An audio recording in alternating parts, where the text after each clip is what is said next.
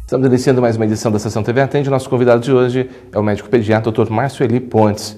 Dr. Márcio, seja muito bem-vindo à Sessão TV Atende. Obrigado pelo convite. Dr. Márcio, muito vem se falando nos últimos dias sobre a meningite. Tivemos essa semana aí a morte de um bebê de 9 meses em Poços de Caldas e é o segundo caso em Poços que vem despertando aí, vem ligando esse sinal de alerta de muitas pessoas. Hoje, existe um risco de meningite? Não. De um surto? Não é algo para as pessoas se apavorarem, tá? Porque em todo lugar existe, todo ano, número de casos de meningite, inclusive com óbitos. Mas, assim, o número é pequeno. Quando esse número atinge um certo nível de vários casos, aí a gente fala que pode estar tendo um surto ou uma epidemia, aí sim preocupa, tá? Os dois casos em Poços de Caldas, o primeiro foi em janeiro, um jovem de 25 anos, mas o diagnóstico foi uma meningite viral. Então, a meningite pode ser causada por vírus, por bactérias, que são os mais comuns. Tem também fungos e parasitas. Já essa criança de 9 meses já foi uma bactéria, que é o meningococo, e ainda não ficou pronto a sorotipagem, que tipo de meningococo, tá bom? Então, assim, não é para apavorar, mas ao mesmo tempo as mães têm ligado para nós pediatras para saber, porque na rede pública existem várias vacinas para alguns tipos de meningites, tá? Inclusive a meningo C. E na rede privada particular existem 2 vacinas também para meningite também. Então, elas ligam perguntando se deve ou não fazer a vacina. O ideal é que se faça, tá? Qual que é o problema? O preço a vacina, quando algum laboratório descobre, ele tem um período que ele tem a patente. Enquanto ele tem a patente, ninguém pode copiar, o preço é elevado, tá? Então, o preço é bem elevado. Então, existem esquemas de vacina. Então, toda criança acima de 1 ano de idade vai precisar de 2 doses. Para meningo B, e existe a outra vacina que chama ACWY, também 2 doses, uma 60 dias no intervalo da outra. Agora, se a mãe vai fazer quando o bebê, já são 3 meses, 5 meses, 7 meses, reforço com 1 ano e 3, aí ela vai fazer 5 doses, encarece muito, então não é para qualquer um. Mas assim, é importante que cada mãe, cada pai tenha ciência que existem essas vacinas. Né? O ruim é quando de repente tem uma meningite, ninguém falou para mim que tinha vacina. Então é o conhecimento. Agora, é um preço realmente proibitivo para muitas pessoas. Mas na rede pública existem algumas vacinas e é importante... Sim, é importante assim, no rede pública tem a BCG, aquela que todo mundo tem uma cicatriz no braço direito, é contra a tuberculose. Existe a meningite por tuberculose que ela evita, tá? Com 2 meses tem uma vacina que chama pentavalente, lá tem um componente que é uma meningite contra hemófilos. E com 2 meses tem uma vacina que é feita também na rede pública, que é o pneumo, que evita pneumonias por pneumococo e meningite por pneumococo.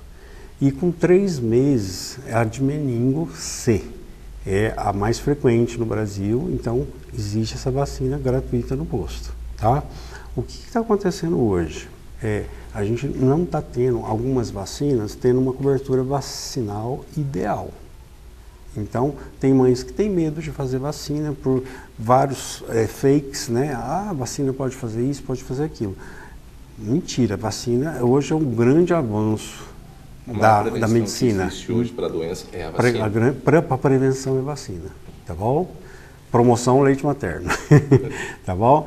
E tem outra situação assim, a criança às vezes está doente, a mãe adia o momento da vacina e depois esquece de trazer a criança, tá? Então assim que a criança estiver bem, já trazer. Sempre trazer a criança e outras coisas. Importante, quais os sintomas de uma meningite, tá? Então meningite cursa normalmente com febre elevada, o estado geral da criança decai, vômitos, esses vômitos são de origem central, porque a infecção está nas membranas que envolvem o cérebro, tá? Então são vômitos em jatos E quando a criança consegue comunicar, ela reclama muito de dor, de cefaleia, que é a dor de cabeça mais predominante na região occipital, quer dizer, a região aqui atrás da cabeça, tá? Então, esses sintomas sugerem ao médico, o médico no exame físico ele vai encontrar alguns sinais que são sugestivos ou não de meningite. Então, conforme o caso, a gente interna e faz um exame. O exame definitivo da meningite é quando você tira um líquido da coluna lombar, tá? É o mesmo exame que se fosse fazer uma anestesia de uma cesárea, só que em vez de você injetar o anestésico, você vai só tirar o líquido e fazer exame daquele líquido. E aquele exame vai determinar se é meningite ou não.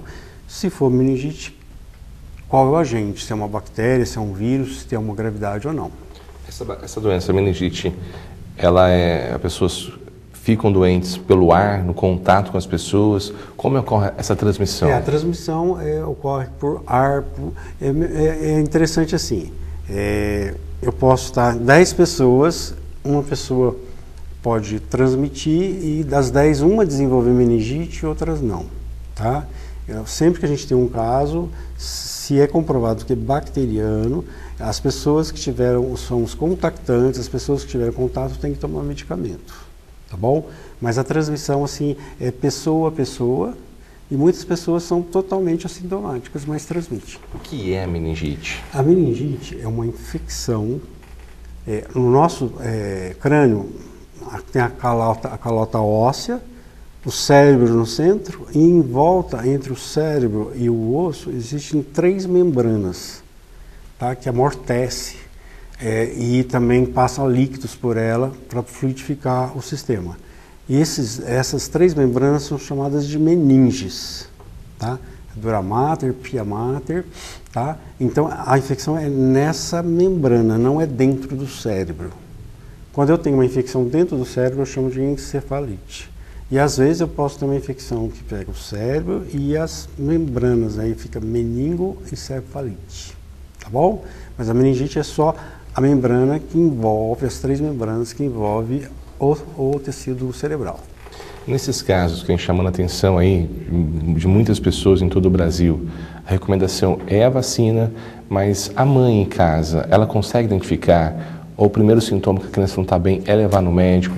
Quanto mais antes a criança ter o contato com o médico, o tratamento é mais fácil? Sim, o diagnóstico de meningite, quanto mais precoce, melhor a chance do caso evoluir, tá?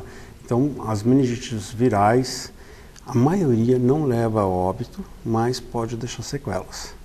Enquanto que as bacterianas, elas são maior risco de óbito, tá? Então, às vezes, tem meningites que tem uma evolução muito rápida. Vocês viram o neto do Lula, ele foi internado tipo 9, 10 da manhã, 3 da tarde faleceu. Então é uma evolução muito agressiva em que surgem manchas típicas de meningite. Quando você vê isso, é um mau prognóstico. Mas é sempre assim, criança com febre, queixando de dor de cabeça, sempre tem que ser levado ao médico. Não evite de dar um medicamento. Você pode até dar um medicamento, isso aí à noite, no dia seguinte procurar o médico. Aqui em Andradas tem o privado, né, que atende plano de saúde particular, mas a rede pública tem pediatra de segunda a sexta. É questão da pessoa ir de manhã para conseguir o lugar para passar em consulta. Tá, doutor Márcio, eu agradeço a participação do senhor e os esclarecimentos. Muito obrigado. Obrigado pelo convite mais uma vez.